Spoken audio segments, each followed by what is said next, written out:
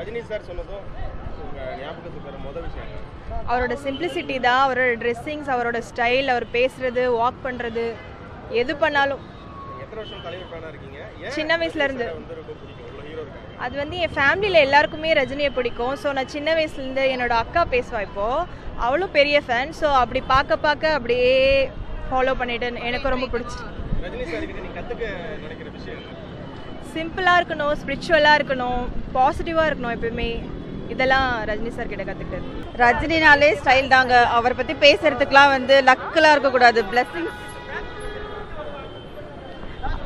ரஜினின்னு சொன்னதும் உங்க மைண்டுக்கு வர முதல் விஷயம் அவரை பற்றி பேசணும் அப்படின்னு சொன்னாலே ஒரு கெத்து தாங்க. நம்ம தலைவர் பற்றி பேசினாலே ஒரு கெத்து தான். எப்பவுமே வந்து எப்படி ஒருத்தவங்க நடக்கணும், எப்படி இருக்கணும், அதாவது ஒரு ஏர்லி ஏஜ்லேருந்து இப்போ வரைக்கும் ஒரு 75 இயர்ஸ் வரைக்கும் இன்னும் ஒரு தமிழ் சினிமாவில் அப்படியே டாப்பில் இருக்கார் பாருங்க. அதுதான் அவரோட அச்சீவ்மெண்ட்.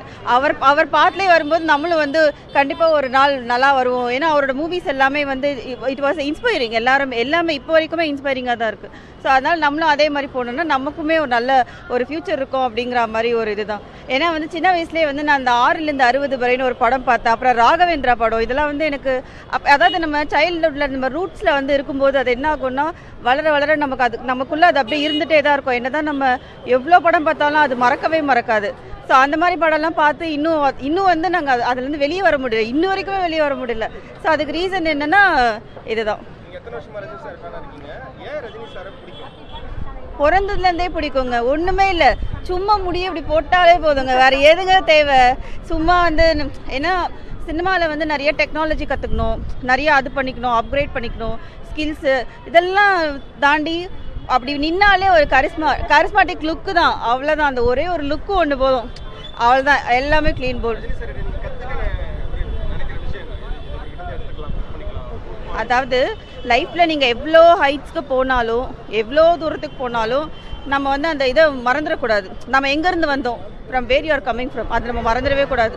அது வந்து அப்படியே நம்ம சஸ்டெயின் பண்ணிகிட்டே வரணும் நம்ம லைஃப்பில். அதுதான் நான் பெருசாக கற்றுக்கிறது. இன்ன வரைக்கும் அவர் டாப்பாக இருக்காருன்னா, அதாவது ஒருத்தர் மைக் பிடிச்சி பேசினா நம்ம வந்து ஒரு 5 நிமிஷம் கேட்போம், 10 நிமிஷம் கேட்போம். ஆனால் இவர் பேசினா நம்ம கேட்டே இருக்கலாம், கண்டினியூவாக கேட்டே இருக்கலாம். அதுதான் ஒரு ஸ்டோரி, ஒரு சின்ன ஒரு விஷயம், அது வந்து நமக்கு ஒரு ஸ்பார்க் கொடுக்கும் நமக்கு டக்குன்னு. ஓகே இல்லை, கரெக்ட் இல்லை அப்படின்ற மாதிரி. அதுதான். தேங்க்யூ. ஸ்டைல் தாங்க. டான்ஸே பண்ணாமல் அப்படி டான்ஸ், அவருக்கு அந்த அளவுக்கு இல்லைனாலும் அதையும் நாங்கள் பார்த்து என்ஜாய் பண்ணுறோம். ரஜினி சார் வந்து நிறைய பேர் டான்சர்ஸ் இருக்காங்க, பிரபுதேவா இருக்காங்க, விஜய் எல்லாருமே டான்சர்ஸ் இருக்காங்க. ஆனால் எனக்கு என்னமோ ரஜினி சார் ஆடுற மாதிரி ஸ்டைல் வரவே வராது. அந்த பேக் டான்சர்ஸ் ஆடுவாங்க, அவ்வளோ ஆடுவாங்க. பட் ரஜினி சார் வந்து ஒரு சின்ன மூமெண்ட் கொடுத்தாலே சூப்பராக இருக்கும். நான் ரொம்ப ரசித்து பார்ப்பேன். ரஜினி சார் டான்ஸ் ஆடினாலும் எனக்கு ரொம்ப பிடிக்கும். அந்த ஸ்டைல் தாங்க. அந்த ஃபஸ்ட்டு அந்த காக்கி சட்டையில் அந்த கண்டக்டராக அந்த சீன்லாம் பயங்கரமாக இருக்குங்க. அதெல்லாம் பொறுமை, நிதானம், பாசிட்டிவ், இதுதாங்க. என்னுடைய தலைவனுக்கு பிறந்தநாள் வாழ்த்துக்கள். இந்த படைப்பா படம் இவ்வளோ பெரிய வெற்றி படம் மறுபடியும் ரிலீஸ் ஆகல, மிகப்பெரிய சந்தோஷம். எல்லா தேட்டரும் ஃபுல்லாக போயிட்டுருக்கு. தமிழ்நாடு ஃபுல்லாக ரெஸ்பான்ஸ் நல்லா இருக்கிறதுனால ரொம்ப சந்தோஷமாக இருக்குது. நம்மளும் இன்னும் மார்க்கெட்டில் இருக்குன்றதை நிரூபிக்குது. ஆமாம், நிறைய இருக்குது சார். நிறைய சேனலில் சொல்லியிருக்கேன். என்னோடய வாழ்த்துக்கள். அதுதான் அந்த பேர் படிக்கு ஒரு பவர்ஃபுல் மேன் எப்படி அடிப்பேன், ஹேண்ட் மாதிரி அடிப்பேன், அதே மாதிரி கம்போஸ் பண்ணேன். இந்த காலகட்டம் இன்னும் பிரம்மாண்டமாக பண்ணியிருக்கலாம். அந்த எக்யூப்மெண்ட். ஓகே, நன்றி. எங்கள் அப்பாலேருந்து எல்லாருக்குமே அவர் வந்து எப்படின்னா, அவர் தான் ஒரு இன்ஸ்பிரேஷன், ஒரு biggest super star of India வேறு. ஸோ அதனால் வந்து அவர்னாலே ஒரு தனி எனர்ஜி தான் நம்மளுக்கு எப்போவுமே. ஏன்னா அவர் வந்து நம்ம லைஃப்பில் எல்லாத்துலேயுமே அவர் இருப்பார். நான் ஒரு பக்கம் டவுன் ஆனால் அவர் இருப்பார். அவரோட சாங்ஸ் தான் அவர் மோட்டிவேஷன்.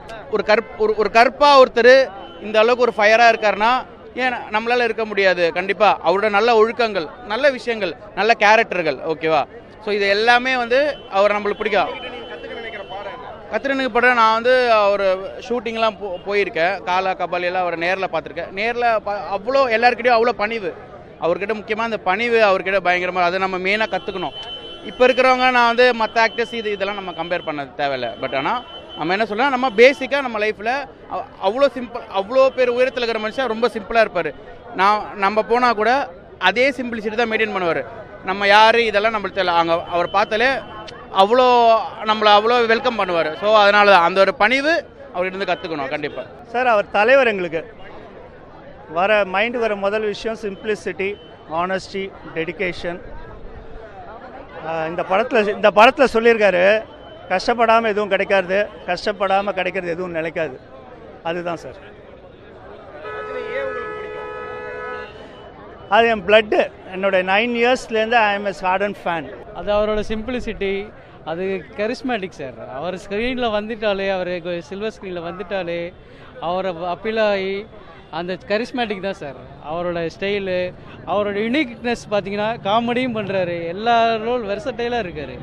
அவர் வந்து பார்த்தீங்கன்னா பண்ணுற ரோல் பார்த்தீங்கன்னா எல்லாருமே அவர் காமெடின்னு சொல்கிறத ஹீரோன்னு அவர் எல்லா இதுலேயும் கொடுத்தா எல்லா ரோலையும் பக்காவாக பர்ஃபெக்டாக பண்ணுறாரு. அவர் என்னன்னு தெரியல சார், அது வந்து பை பர்த்தா இல்லை பை இன்ஃப்ளூயன்ஸாக என்னன்னு தெரில. பட் அவர் ஸ்க்ரீனில் பார்த்தால் இப்போ ஆஃப் ஸ்க்ரீனில் எத்தனை ஹீரோஸ் பார்க்குறோம், ஆனால் இவரை பார்க்கும்போது ஒரு டிஃப்ரெண்ட் ஃபீலிங். அது கற்றுக்கிற ஹார்ட் ஒர்க் தான் சார். இந்த வயசில் அவர் அவ்வளோ எஃபோர்ட் போடுறாரு, ஒர்க் பண்ணுறாரு. நாங்கள் இந்த சின்ன வயசுல அதே எஃபோர்ட் தான் போடுறோம்.